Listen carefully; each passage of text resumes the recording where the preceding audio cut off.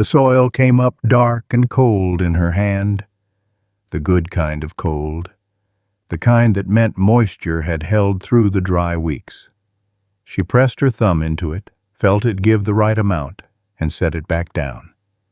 Behind her, the bean rows still needed pulling, 2 bushels at least, and the squash along the south fence had been ready since Tuesday. She picked up her basket and moved to the next row. Across the fence line, smoke was coming from the alderman place. It had been empty 3 years. She stood and looked at it, the thin gray thread rising straight in the still morning air. The chimney she had watched go cold the autumn alderman's widow left for her sister in Topeka. Then she went back to the beans. He came on foot, which she had not expected. Most men who bought land out here arrived on horseback. They looked at the country from that height, which told you something about how they planned to relate to it. He walked the fence line from his property to hers and stood at the post and waited until she looked up. He was older than she had pictured. Not old, but past the age of pretending. A cattleman's build, broad in the shoulder, weathered in the particular way of men who have spent decades outdoors making decisions. He held his hat in both hands. She kept her hands on the bean plants and waited. He looked at the rows behind her. Not at her, at the rows. He studied them with the attention of a man reading something in a language he almost knew. His name was Daniel Carr. She had heard it from the woman at the postal window 2 weeks before, delivered with the efficiency of a town that had already decided what it thought. Cattle money. No wife. Bought the alderman place without seeing it first, which people found either admirable or reckless, depending on their disposition. He turned his hat once in his hands. Wondering if you'd sell seed. She straightened up and set the basket on her hip. What kind? Winter wheat, if you have it, and whatever you think that ground wants. She looked at him a moment, at the way he said it. Not what he wanted, what the ground wanted, according to her. Come back in 2 days. I will have it sorted. He put his hat back on. Thank you, ma'am. He walked back the way he came, and she stood there a moment longer than she needed to before she went back to the beans. By the time he came back, she had done more than sort seed. In the early dark of the morning before, she had walked his fence line and read what she could of his soil from what grew wild at the edges. Foxtail coming in thick along the east edge, where it had no business being that heavy.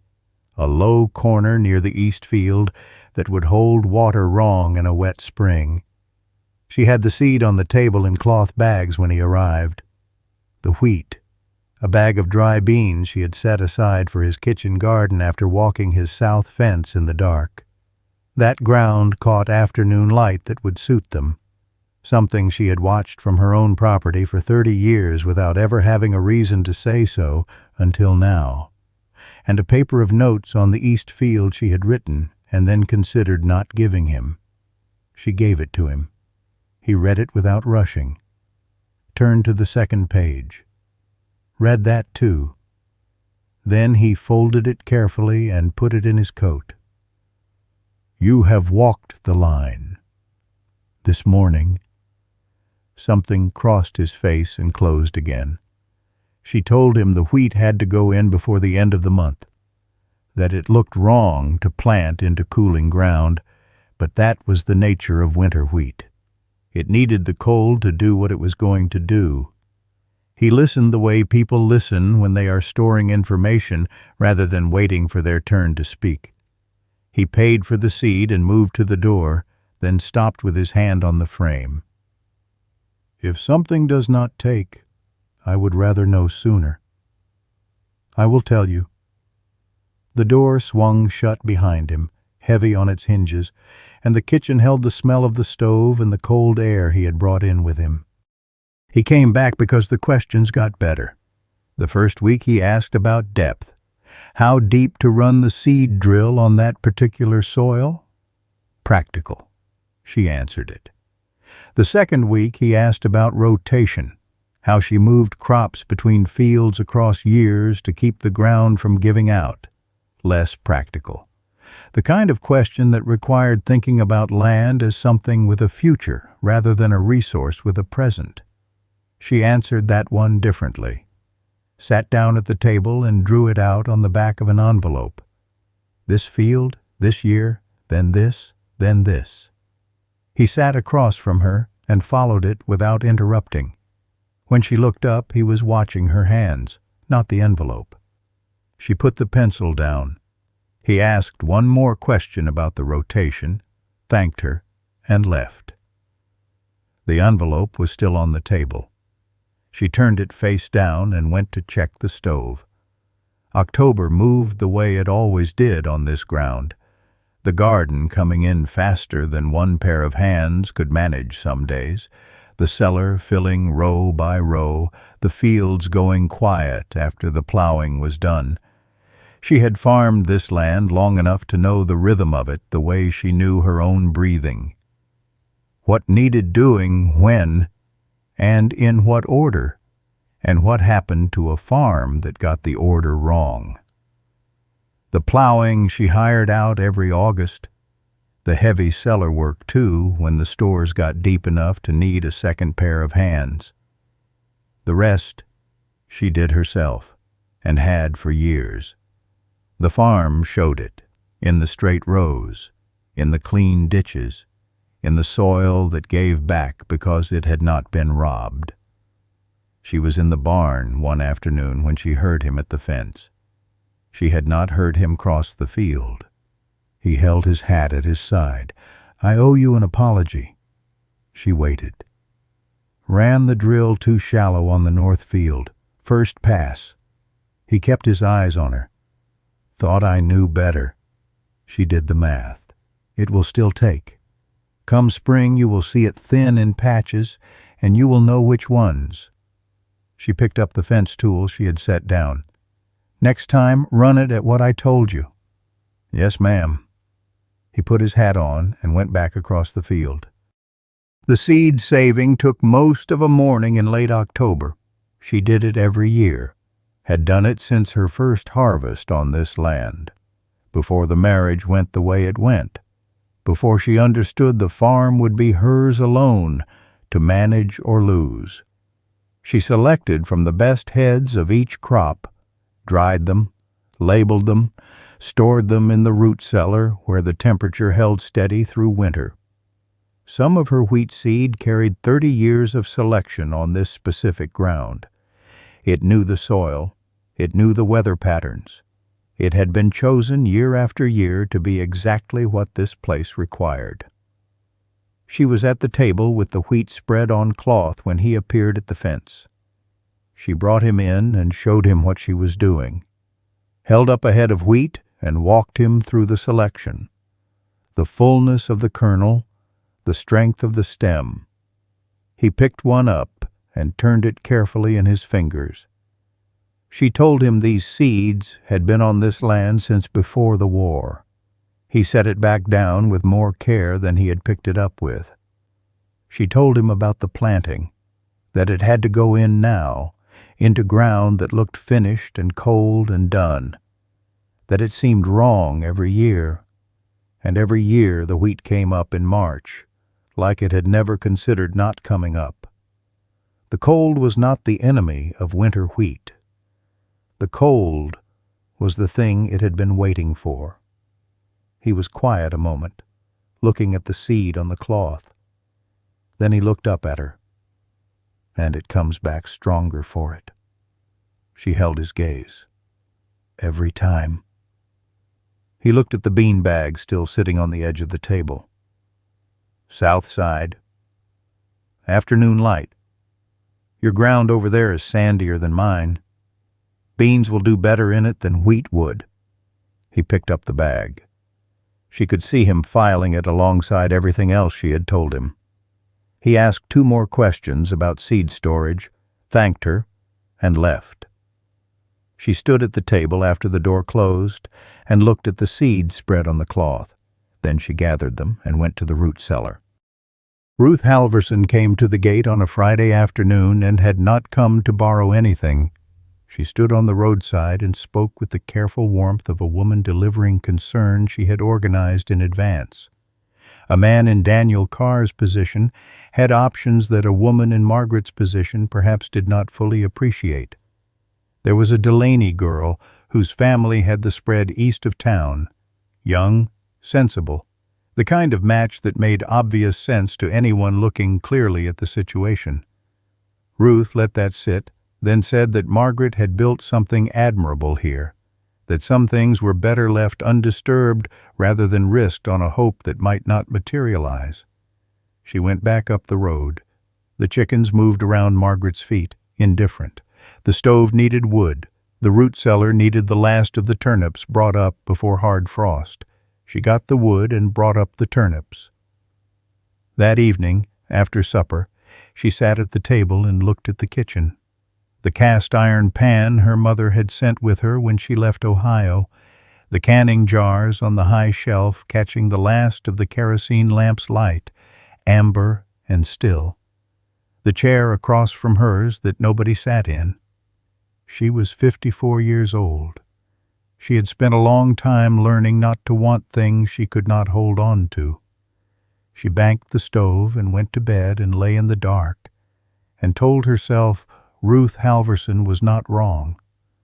That sensible was its own kind of kindness, that the farm was enough, and had always been enough. She almost believed it. The frost came with no warning that amounted to anything. She felt it before dawn, the particular edge that meant business. Not the usual November cold, but something with intention behind it. She stood on the porch and looked at the sky and knew they had until nightfall, maybe a little past.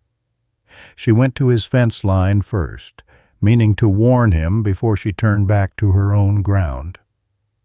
He was already in his field when she reached the fence and looked up. How bad? Hard freeze by midnight.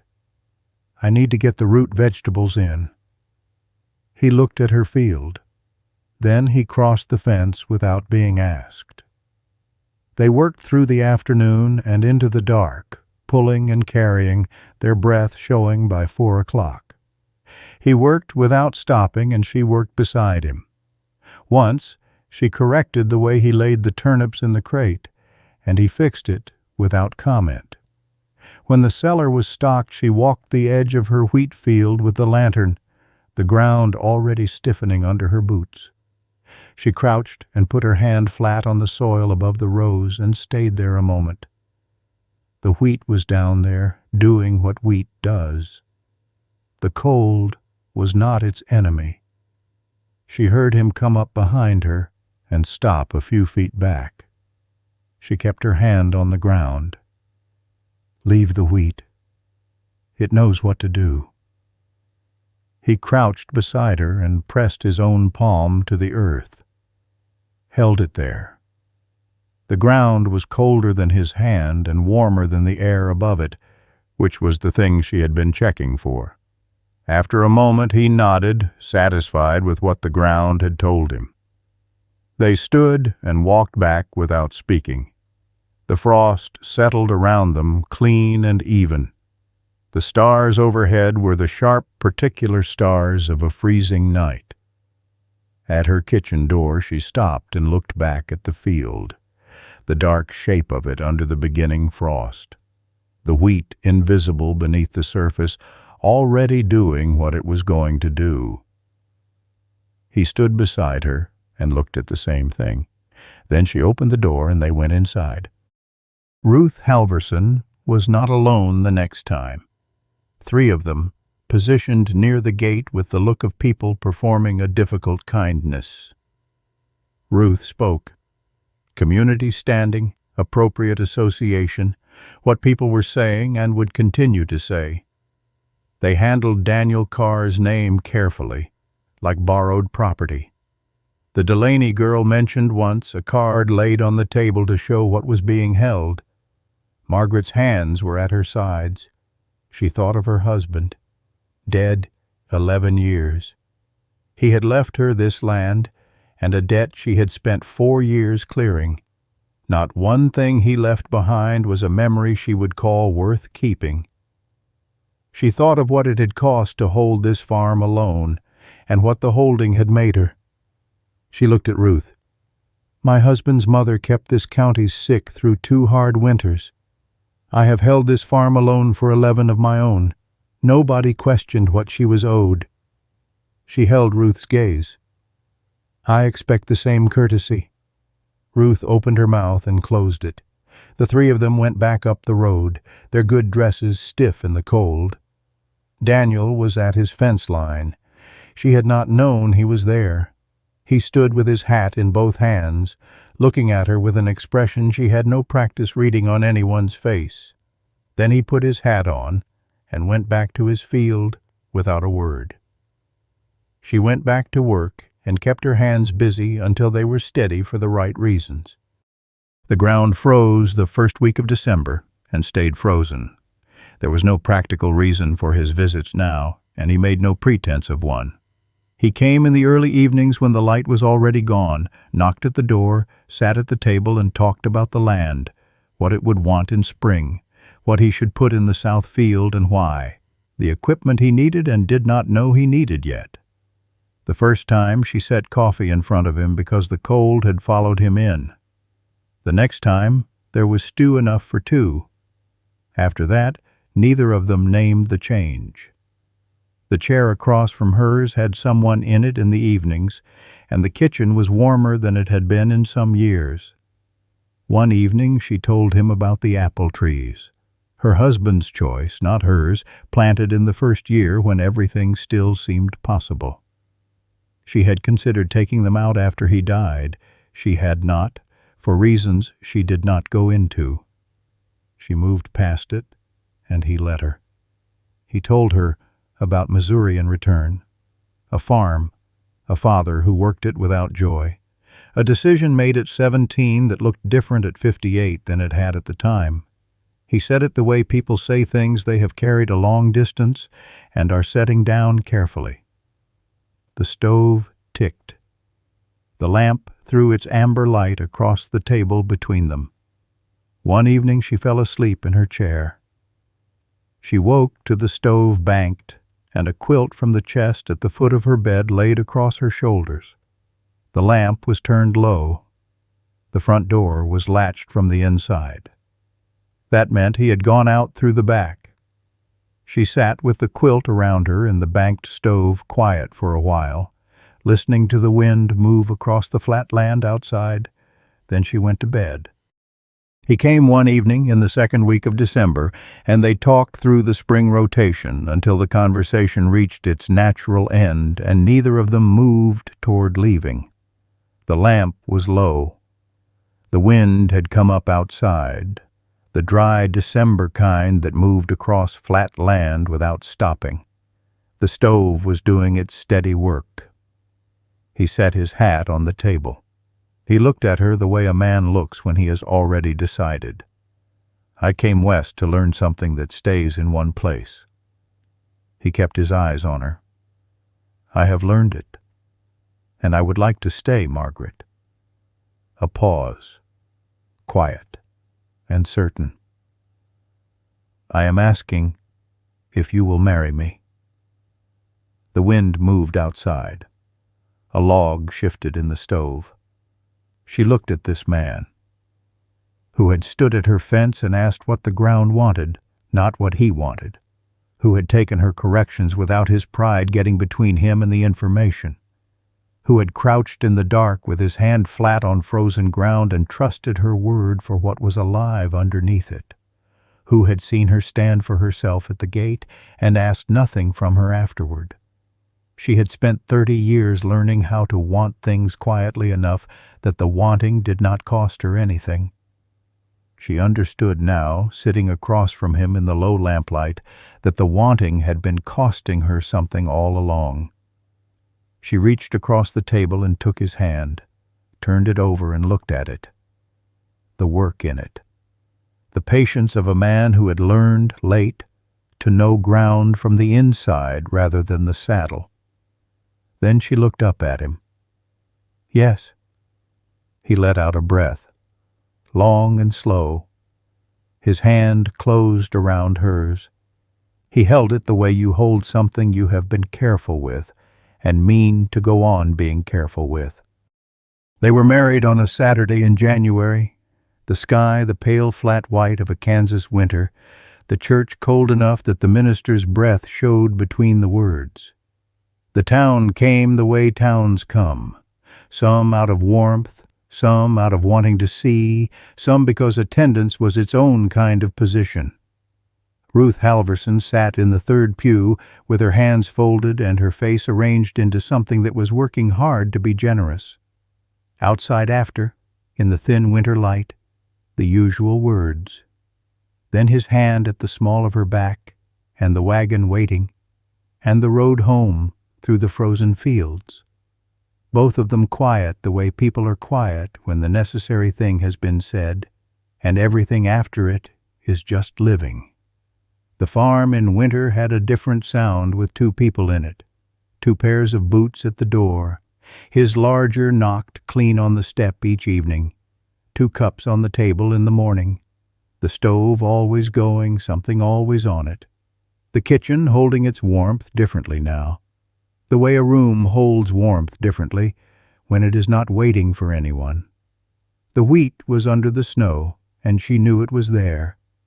She had walked the fields in the early weeks of the new year and pressed her hand to the ground the way she always did, reading for what she could not see. It was there. Coming. The cold had done what the cold was supposed to do, and the ground would give it back in March, green and certain, the same way it had every year for 30 years. She was at the stove on a morning in February when she heard him in the yard, his voice low. Then a child's answering. The Greer boy from the next property, 7 years old, who had taken to appearing at the fence on Saturday mornings to watch the horses. He had come on a weekday now, which meant he had found a different reason. She looked out the window. Daniel was crouched down to the boy's level with something in his hand, a seed from the way he held it. The boy looked at it with his whole face. Daniel said something, and the boy nodded with the particular certainty of a child who has just been told something true that he already suspected. She turned back to the stove. Outside, the boy's voice rose with a question, and the answer came back low and patient, and she could not make out the words and did not need to. The wheat was in the ground. Spring was 6 weeks out. The apple trees along the south fence were still bare, but she knew what was in them. She put the kettle on and listened to the two voices in the yard, and the morning went on around her, ordinary and full, the way a morning goes when it has everything it needs. She had planted things in cold ground her whole life. She had not expected this one to take. If this story meant something to you, tell me in the comments. Have you ever had something come back to you when you stopped looking for it?